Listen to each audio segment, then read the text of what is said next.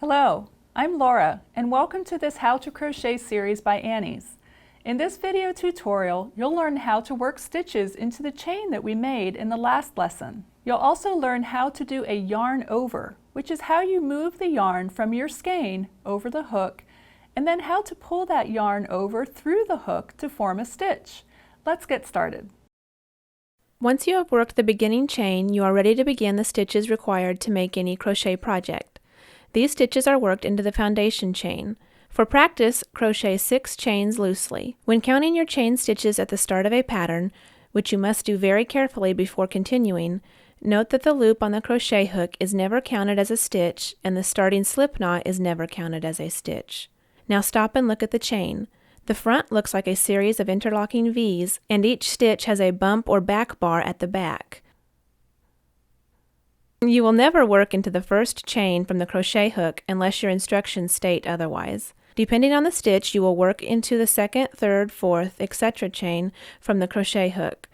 The instructions will always state how many chains to skip before starting the first stitch. When working a stitch, insert the crochet hook from the front of the chain through the center of the V and under the corresponding bar on the back of the same stitch. Excluding the first stitch, you will work into every stitch in the chain unless the crochet pattern states differently, but not into the starting slip knot.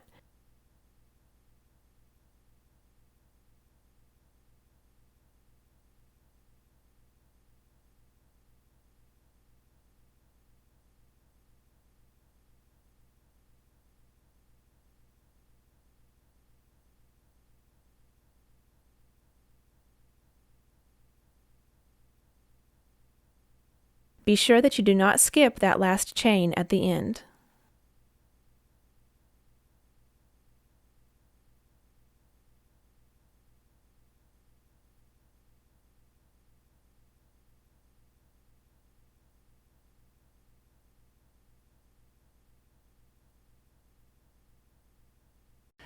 Thanks for watching.